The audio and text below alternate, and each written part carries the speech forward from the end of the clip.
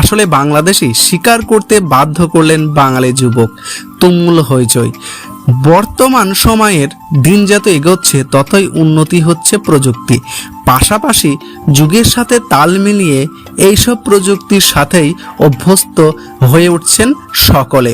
ঠিক open UI অর্থাৎ AI চ্যাটব্যাট, যেটির পুরোপূর্ণ নাম হলো চ্যাটজিটিপি, ইতিমধ্যেই তুমুল জনপ্রিয়তা পেয়েছে টেক প্রেমীদের কাছে।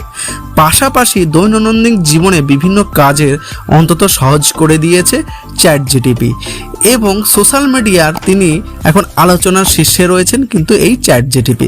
কিন্তু এখানেই ঘটে গেছে এক ধরনের একটি ঘটনা, কারণ এই চ্যাটজিটিপি আমাদের নিমেষের মধ্যে সুন্দর সুন্দর কাজগুলি কিন্তু আমাদেরকে করে দেয়।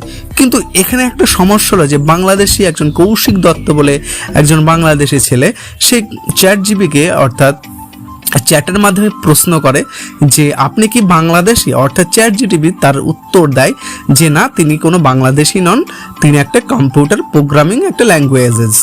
দ্বিতীয়বার ওই কৌশিক দত্ত আবারও চ্যাটজিটিপি জিজ্ঞেস করেন তিনি কি বাংলাদেশি, তিনি বলে যে এটা হচ্ছে কম্পিউটার একটা প্রোগ্রামিং, অর্থাৎ সে বাংলাদেশি নয়। তৃতীয়বার তাকে একই প্রশ্ন করা হয়, অর্থাৎ তার প্রশ্নের গাফিলতি দেখে, চ্যাটজিটিপির গাফিলতি দেখে তৃতীয়বার আবারও তাকে জিজ্ঞেস করা হয় যে আপনি কি বাংলাদেশি, কিন্তু চ্যাটজিটিপি অর্থাৎ উত্তর দেন সে কিন্তু বাংলাদেশি। এখানে যে কথোপকথনটা হয়েছে অর্থাৎ কৌশিক দত্তর সঙ্গে চ্যাটজিটিপির যে কথাটা হয়েছে, সে কথাটা অর্থাৎ কৌশিক দত্ত স্ক্রিনশট করে অর্থাৎ সেটা সোশ্যাল মিডিয়াতে অর্থাৎ সেটা ঘুরে বেড়াচ্ছে এবং তুমুল জনপ্রিয়তা পেয়ে গেছে এবং প্রচণ্ড ভাইরাল হয়ে গেছে বলা যায়। কারণ চ্যাটজিটিপি মানে যে টেক প্রেমীদের কাছে অন্তত একটি এমন একটি জিনিস যেটা কিন্তু নিমেষের মধ্যে কাজ করে দিতে অভ্যস্ত এবং এমন একটা জায়গায় অর্থাৎ চ্যাটজিটিপি পৌঁছে গেছে, তার জনপ্রিয়তার শীর্ষে এতটাই পৌঁছে গেছে যেখানে কিন্তু বিভিন্ন রকম কাজ কিন্তু চ্যাটজিটিপি নিমেষের মধ্যে করে দেয়।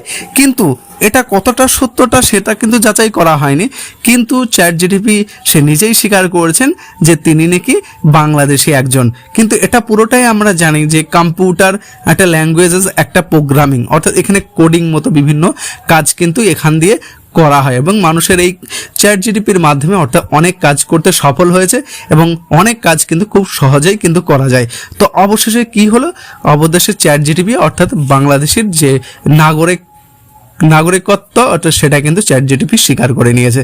তো প্রিয় বন্ধুরা, চ্যাটজিপিটি সম্পর্কে যদি ভিডিওটা ভালো লাগে ভিডিওটি লাইক করে দিয়ে আমাদের সঙ্গে থাকবে, আর চ্যানেল নতুন এসে থাকলে চ্যানেলটি সাবস্ক্রাইব করে দিয়ে আমাদের পরিবার সদস্য হয়ে যাবেন। ততক্ষণ সকলে ভালো থাকবেন, সুস্থ থাকবেন, ধন্যবাদ।